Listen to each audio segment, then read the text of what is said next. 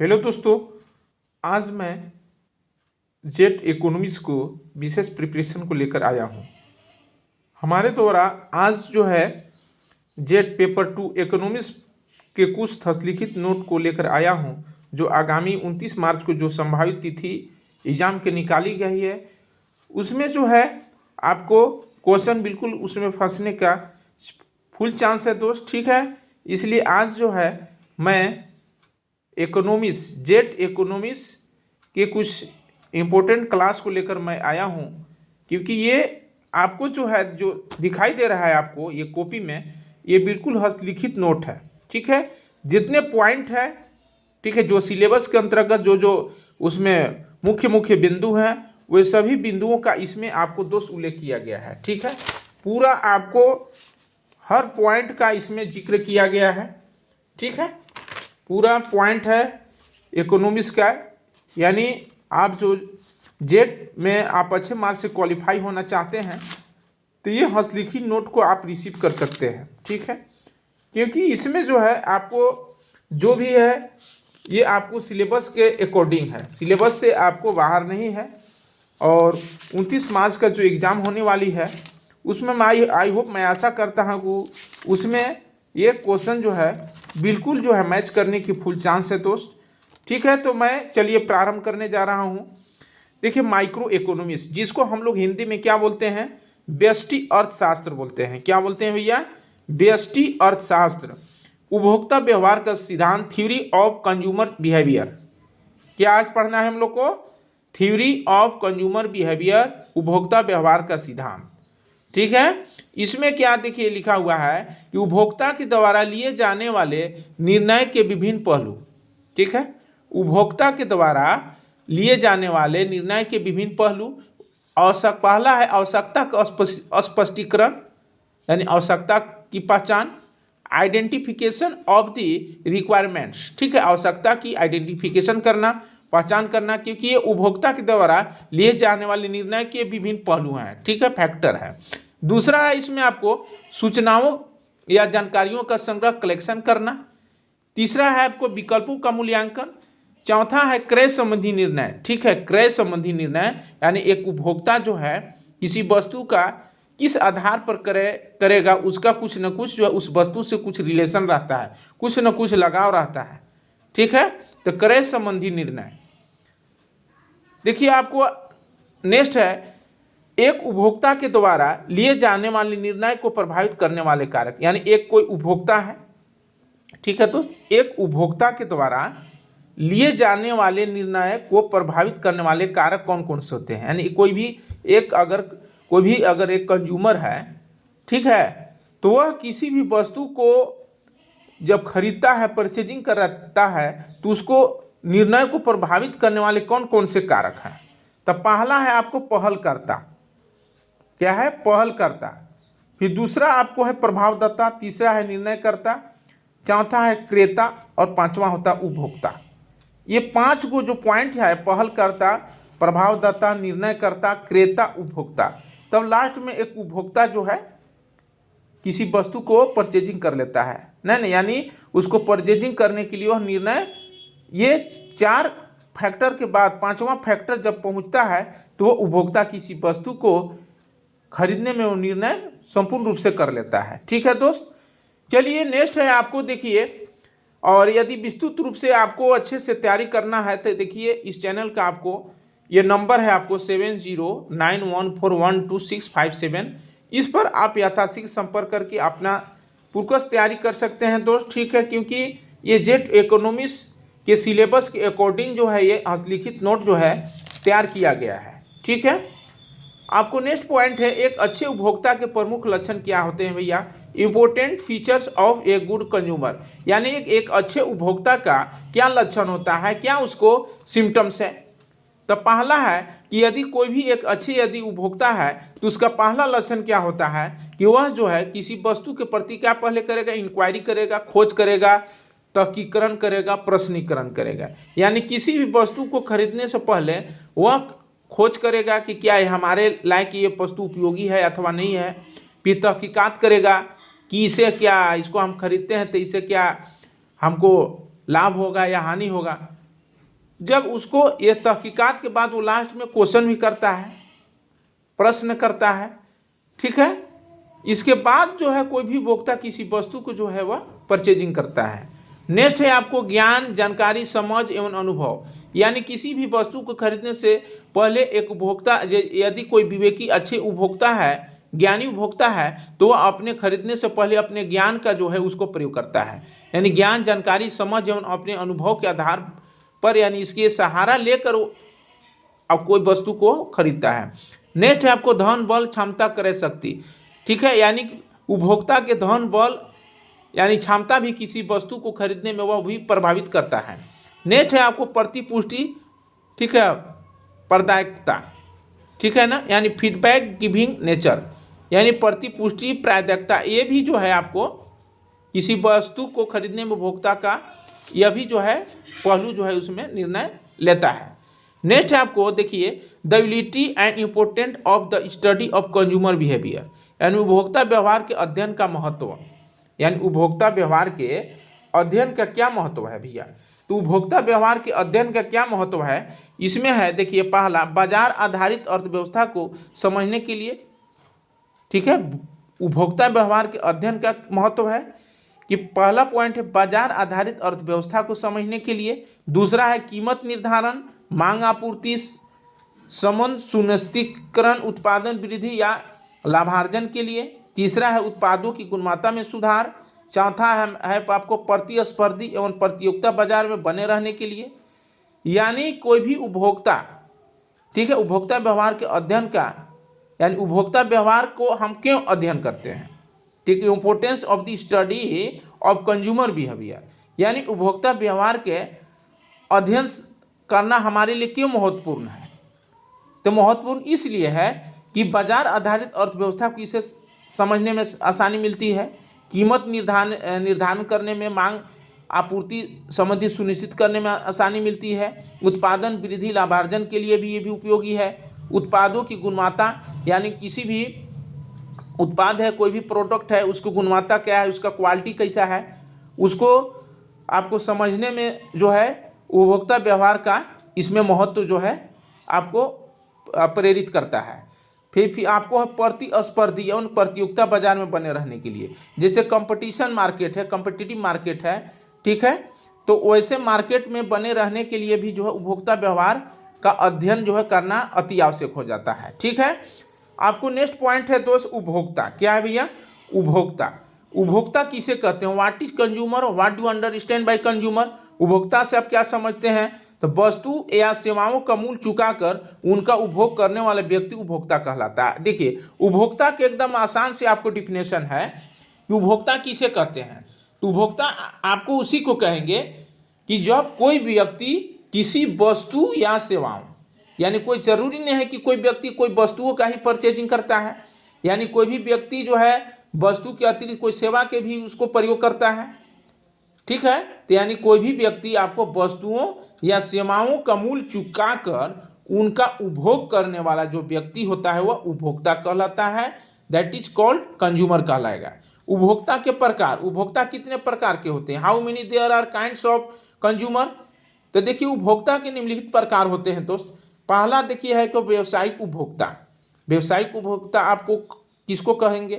तो वे उपभोक्ता, ठीक है दोस्त, वे उपभोक्ता, ठीक है, वे उपभोक्ता जो किसी वस्तु या सेवाओं का मूल्य चुकाकर दूसरे के लिए उपभोग कराते हैं उसे व्यवसायिक उपभोक्ता कहते हैं।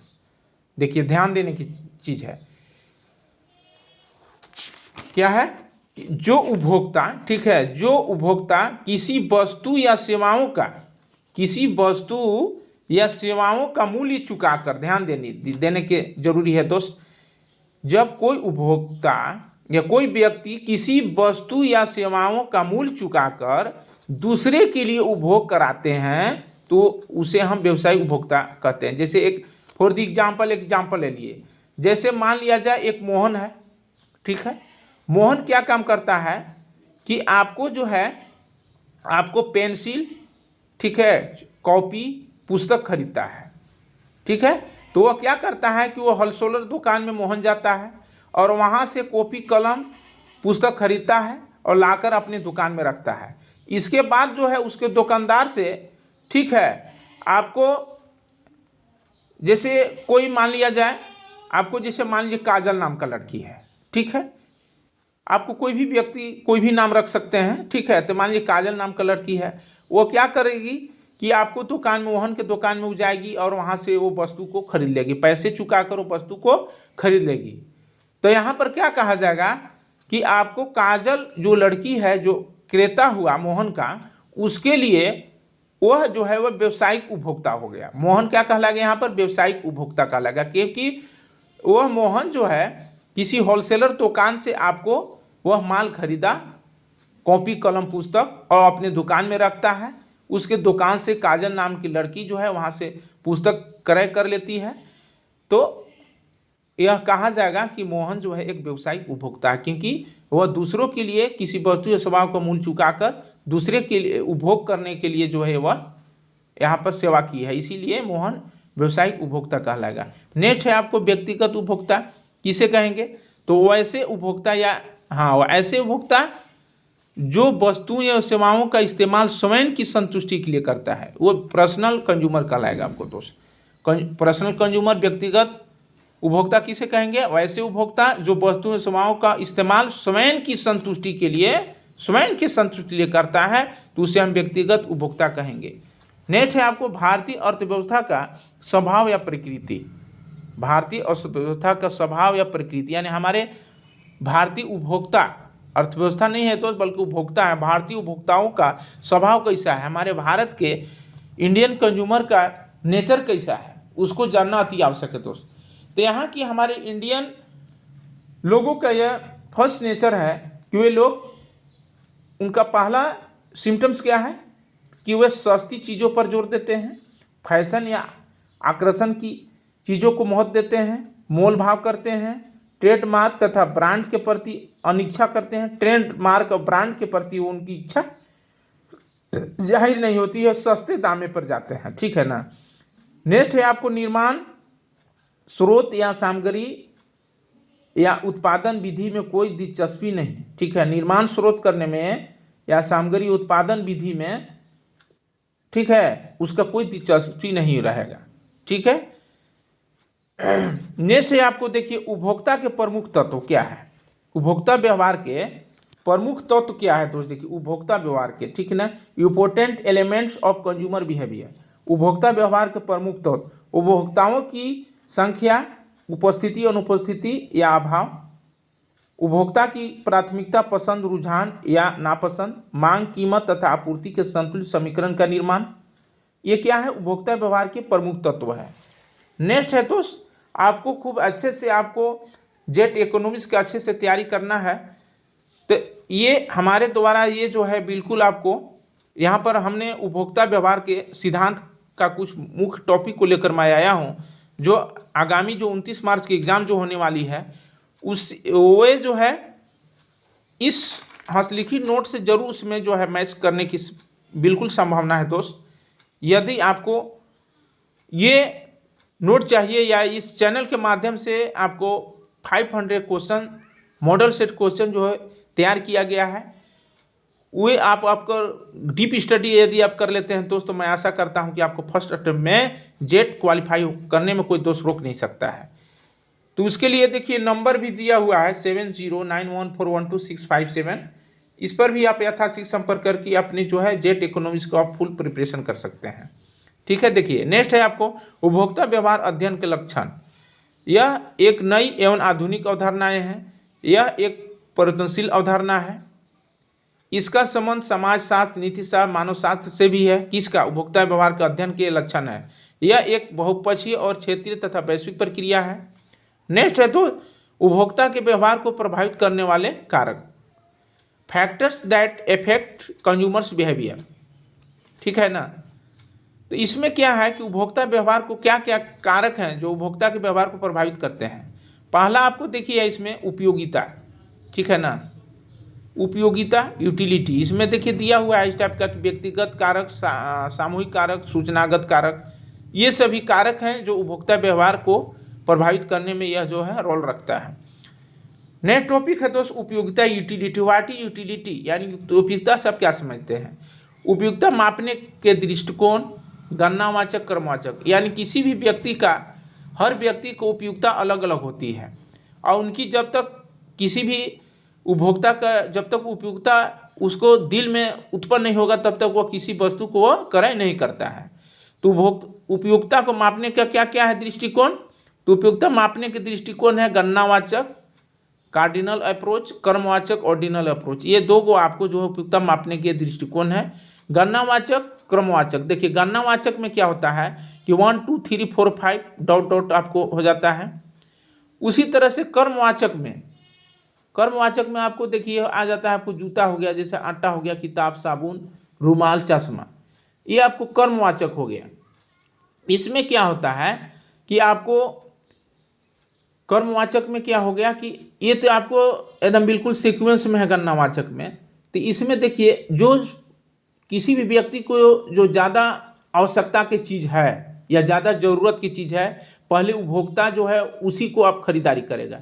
तो देखिए इसमें जूता, आटा, किताब, साबुन, रुमाल, चश्मा, कुर्सी, ये सभी आपको 5 6 से 7 इसमें वस्तुएं दिए हुए हैं, खाद्य सामग्रियां हैं। और खाद्य सामग्रियों के साथ साथ कुछ प्रयोग करने वाले भी इसमें संसाधन हैं। ठीक है दोस्त। तो इसमें कोई भी उपभोक्ता जो है सबसे पहले किस वस्तु को क्रय करेगा। तो देखिए इसमें पहले वही वस्तु को क्रय करता है कोई भी उपभोक्ता जो उसकी क्या है भूख को मिटाने का पहला काम करेगा। इसके बाद कपड़ा, जूता वो खरीदेगा। ठीक है ना दोस्त।